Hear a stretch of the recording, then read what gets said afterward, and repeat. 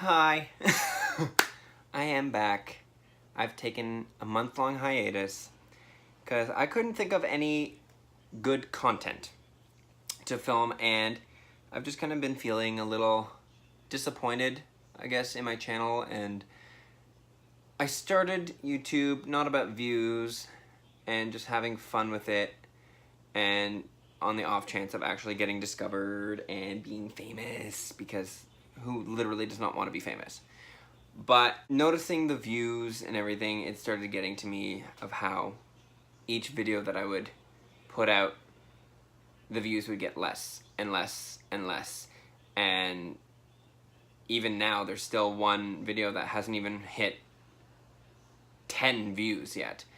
So it's a little frustrating, and I keep trying to figure out new ways to reinvent the channel, reinvent what I'm doing, while still trying to get my point across, while still trying to stick with my brand that I'm doing and that I started with. But it's difficult to get out of that depressive state of seeing all the views. But Ryan's making me do this, saying that I need to put something out, and I thought it was a good idea to do a part 2 of a video that I've done in the past. Because we were looking at some of my old videos on my channel back before the reinvention and everything. Oh my god, nose. And I saw one that I had a part 1 for, and I never ended up making a part 2 until now. So part 1 before was a list of all of the favorite movies that I had, and I have so many, and more just keep coming out. But I thought right now I would do a part 2. Most movies in here are a bit older, but there's 2 that have recently just been put out onto DVD and Blu-ray, which I really enjoy as well. And I have one from pretty much every single category that there is. And if I'm missing any, I'm sorry. But I have one movie from each category, so this is my part 2 of my favorite movies.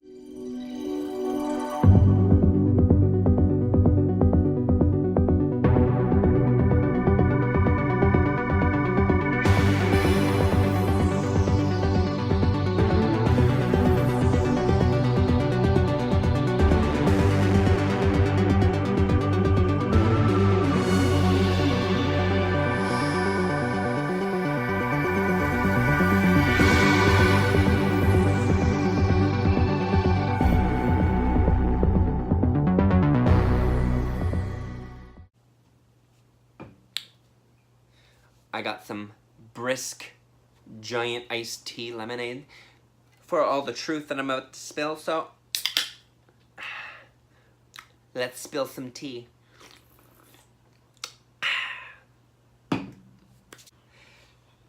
So the first movie that I'm going to start with is action. My favorite action movie series is none other than Mission Impossible. It is so good. I love the action. I love the storylines that they do with it. Tom Cruise is ridiculous. And I'm not talking about like Nicolas Cage over-the-top acting, if you want to call it acting, ridiculous. I mean, he does his own stunts, and it's mind-blowing that everything that you see him do is him, more or less. I know the later movies or things that are way too dangerous are done by professional stuntmen, but 95% of what you're seeing in these films is actually Tom Cruise doing what he does in the movie, and it's mind-blowing how he can do that even at his age now. And I'm so looking forward to seeing the new Mission Impossible 6 that's coming out. Oh, I can't wait. It's just edge of your seat action the whole time, and people are just out to get him. There's always a different bad guy in each movie. From action, From action, we are going to go into adventure. My favorite adventure movie? Pirates of the Caribbean. Now, this one is by far the best. I really enjoyed the second one. The third one kind of lost me a little bit.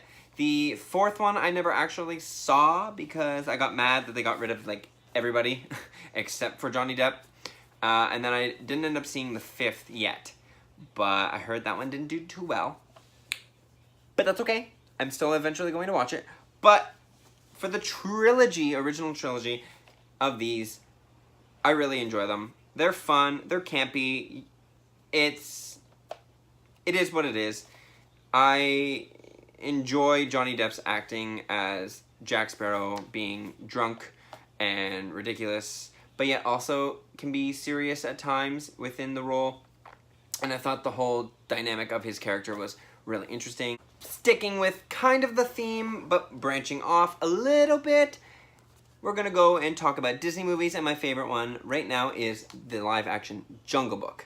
Now, if you've never seen this one, well, you're pretty much not being able to see it right now because of this light, but that's okay. If you've seen the cartoon, this is pretty much an exact retelling of the cartoon, aside from a couple things that they did change, but I loved Ben Kingsley as Bagheera.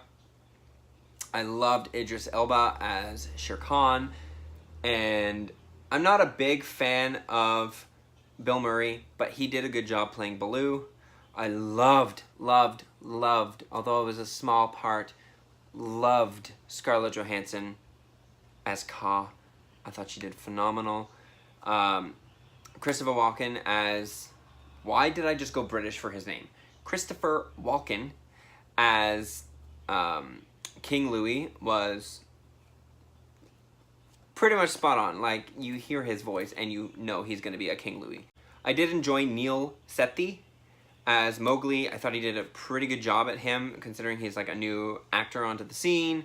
And the just everything visually about it was good. And yeah, like some of the effects were definitely pretty realistic. Obviously, when the animals talk, you know it's not real. But it was pretty good. Definitely a must-see. If you haven't seen this reimagining of it, do go watch it because I think it's actually better than the cartoon. And we're going to go diving into the novels of the whole movie era. And best novel to movie adaptation for me is definitely the Hunger Games series. Jennifer Lawrence's Katniss is the iconic role that she basically became. Everyone knew her as Katniss. No one pretty much heard of her until this movie, and now she's cast in literally like everything. The internal struggle that she had with herself, as well as dealing with the whole Capitol and everything that's happening in the movie, is very compelling. I found it was very overdramatic, and I loved it because I pretty much would be kind of thinking the same way as her, but then also terrified the entire time because I know I would die like that if this would actually happen. So I'm glad this is not an actual thing in the world, and that it's just make-believe story. But I found... I started watching... I saw the first 3 films before I read the books. And so my goal was to read all 3 books before seeing part 2 of Mockingjay, and I'm glad that I did, because to this day, the second one, Catching Fire, is definitely my favorite out of the entire series. And then it goes to this one, and then it goes to part 2, then part 1 of Mockingjay. But it's definitely a good series to watch. Do watch it, but if you have an uneasy time watching child actors die, or watching children under the age of 18 die, don't watch it. Otherwise, do, because it's phenomenal. And we're gonna go right into comedy, and my favorite comedy series is definitely Pitch Perfect. Yes, I'm calling it a comedy because it is technically a musical in a way, but it's more story-driven and comedy-driven than it is musical, because musicals are supposed to be about songs that kind of tell the story and no one really knows that they're singing. Whereas all of these people know that they're actually singing, so it's not technically a musical, but it's still falling under that category because it has music within the storyline. But Fat Amy, Anna Kendrick, that's not her actual name, Anna Kendrick and Rebel Wilson as Fat Amy are great. I love how like badass and nonchalant Anna Kendrick's character is all the time. I love how over the top Rebel Wilson's character is all the time. Brittany Snow, love her character in this movie. She's wonderful. Watch it. If you like good music and like acapella, I'm not a big fan of acapella, but watching this movie, it makes me like it more. But they're all great singers, aside from Rebel Wilson, but that's okay. Watch it. Really good movie. Staying with the comedy, but moving into a different area of the comedy, I'm going to go into the comic side. We're going to talk about Deadpool. Now, the first iteration of Deadpool was in Wolverine Origins. We don't like to talk about him. But Ryan Reynolds signed up to do this movie, and he did it right. There was a lot of fourth wall breaking, which the character is known for in the comics. There's a lot of humor, which, again, the character is known for in the comics. There's action. There's blood. There's swearing galore. And we could not have asked for a better Deadpool movie. If you saw my Deadpool 2 movie review, I didn't hate it, but it definitely was not as good as this. But this movie definitely trumps all comic movies ever because it is so funny. It will never get old. The jokes will always stay funny. And the storyline is actually really good. Because kids like comics, we're going to go back into the kid area a bit, making it a little bit darker, and talk about the Harry Potter series. If you don't know, there are 7 books, 8 movies, because they split the last book into 2 movies. Why? Money grab! But anyways, Harry Potter, I've been watching for years. Again, a movie that will never, ever, ever get old. I grew up with the actors that were portraying the characters in these movies, and who doesn't ever want to be a wizard or a witch and just have their own wand and make magic happen?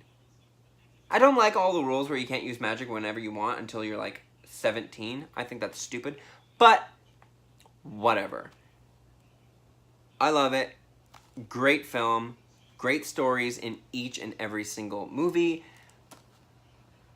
I really don't know which one was my favorite, though. It's hard to tell. I think it might be a toss-up. A 3-way tie between the first one, because that's the one that started it all. The third one, because I just loved the story within the third movie. Or the 6th one.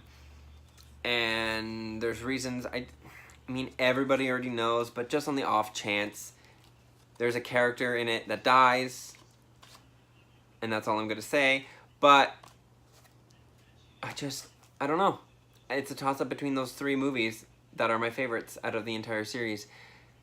But again, I've always loved the whole magic and mystical fantasy era, so this will always hold a special place in my heart. Now, for the pure musicals, Rocky Horror. Rocky Horror, I think I only saw for the first time, I want to say, when I was about 18. So I'm 27 now. So when I was 18 or 19, maybe a little bit earlier, I saw it for the first time and fell in love instantly. The music was great. The acting was subpar, except for Tim Curry, who did a phenomenal job as Dr. Frankenfurter. He played that role for the gods, and they were quaking, and I loved every minute of it. And again, when they remade it for Fox, I ended up watching the remake.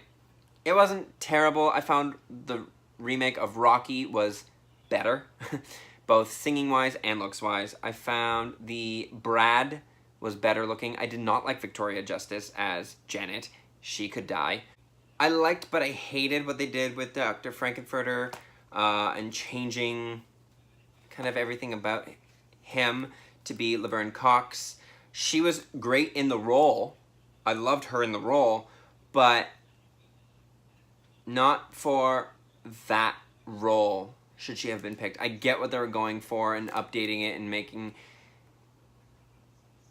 it more relevant to scenarios now, but I didn't find that actress to be fitting for the role that was created specifically for a guy and at that time, but I get it. You have to update things. So, but this one will forever be the favorite, no matter what. It's dated, but it still holds up, and it's still wonderful, and the songs are so catchy, and everyone knows the words to every song, and just, if you've only seen the Fox remake, you're missing out on this one, so go watch the original. The Conjuring. Now, I'm not just talking about The Conjuring, I'm talking about the whole Conjuring universe. This was the one that started it all. You went The Conjuring, we got Annabelle, we got The Conjuring 2, then we got Annabelle Creation, and now we're getting The Nun, plus we're also getting The Crooked Man. This is going to be forever a favorite series of mine, and will never, ever have anything that trumps this. No matter how classic it is, no matter how amazing it will become, this will always be my favorite horror series forever. Because it is based off of true stories, true facts, and real people. The stories are creepy, but this was the one that started the whole universe, and so it's so chilling to know that these things actually happened. The visuals in them are terrifying. The sounds are equally as horrifying. And just getting the background information and history of everything that has happened before is amazing as well. I love how in-depth they're going within this series, and I hope they never ever stop making them, because it's just, I love it so much. So my final two are some new release movies that have come out. The first one is the new Tomb Raider with Alicia Vikander, and I don't know if it's Alicia or if it's Alicia. I've heard her say Alicia, so I'm gonna call her Alicia. This is the new Tomb Raider movie based off of the remake of the games, not the 1990s games, not the Angelina Jolie movies, because I never saw those. They never looked appealing, and I didn't really like Angelina Jolie back then. I still don't really like her now, but she's growing on me. This one I really enjoyed because I've never actually played the games. I really want to. I have them. So I do mean to play them. But this one I found looks to be very video game-esque, and I thought storyline was really, really good. Ryan ended up telling me that they're actually creating a whole universe based around this franchise, so they're going to have more Tomb Raider movies, but then they're going to like intertwine other video games with it. So apparently he said that they're going to put in a Hitman movie again, because, you know, the first two didn't flop, so why keep remaking it? I don't know. But whatever. This movie, really good storyline, really good action, very good visuals.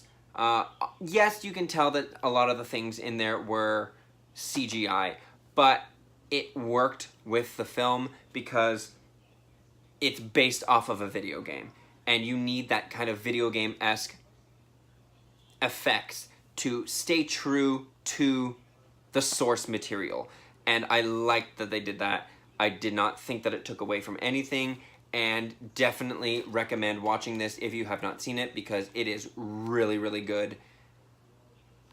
Yes. And finally, if you've seen my review already of this movie, you know I love it.